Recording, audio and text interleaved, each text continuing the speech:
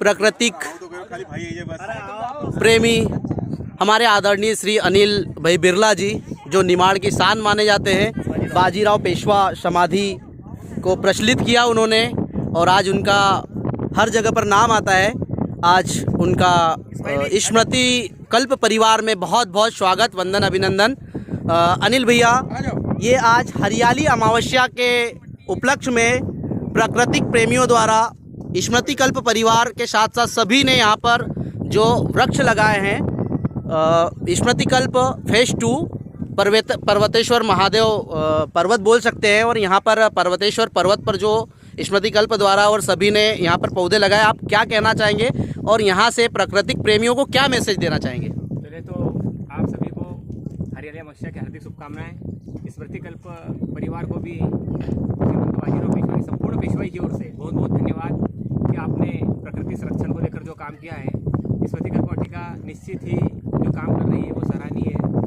स्मृति कल्प वाटिका जिनने 3 साल पहले 1100 वृक्षों की वाटिका भी गौमुख टोकसर में लगाई है, जो कि नर्मदा खंड में पड़ती है।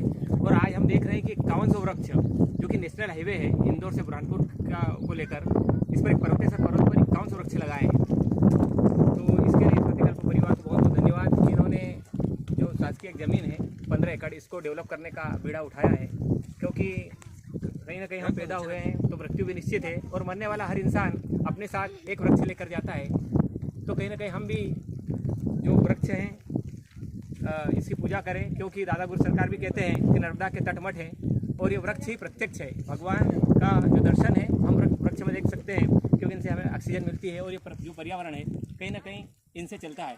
स्मृति कल्प परिवार को मैं अपनी ओर से, संपूर्ण निमाड़ की ओर से, प्रकृति प्रेमियों की ओर से बहुत बहुत धन्यवाद और साधुवाद देना चाहूँगा कि आपने ये जो संकल्प उठाया है, निश्चित रूप से कहीं ना कहीं हम भी इसके सहयोगी बने और आप हमें स्मृति कल्प परिवार का हिस्सा मानते हैं, इसके लिए बहुत बहुत धन्यवाद। नर्मदे।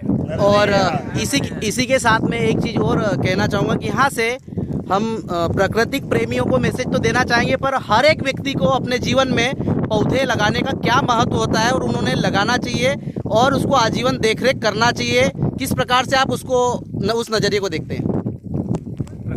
निश्चित ही वृक्ष लगाना चाहिए कि हमें पता है कि हम जो ऑक्सीजन लेते हैं हमें वृक्ष से मिलती है। कहीं ना कहीं लाखों की ऑक्सीजन हमें इससे मिलती है और जो वायु प्रदूषण भी होता है वो इनके द्वारा ऑब्जर्व किया जाता है, क्योंकि जो कार्बन डाइऑक्साइड गैस हम छोड़ते हैं वो पौधों के द्वारा ऑब्जर्व की जाती है। और हम देखते हैं कि जिस क्षेत्र में ज़्यादा ग्रीननेस होती है या पौधे होते हैं वहाँ का टेम्परेचर भी कम होता है। इस वर्ष बहुत भीषण गर्मी रही, पर जिन क्षेत्रों में ज़्यादा वृक्ष लगे रहे वहाँ टेम्परेचर भी कम रहा और वहाँ पर वर्षा भी अच्छी होती है, यहाँ पर ज़्यादा वृक्ष होते हैं। तो कहीं ना कहीं हम सबको संदेश देना चाहेंगे कि आप भी जहाँ भी आपको जगह मिले, आपके खेत के मेड़ों में, खलिहानों में आप वृक्ष लगाएं।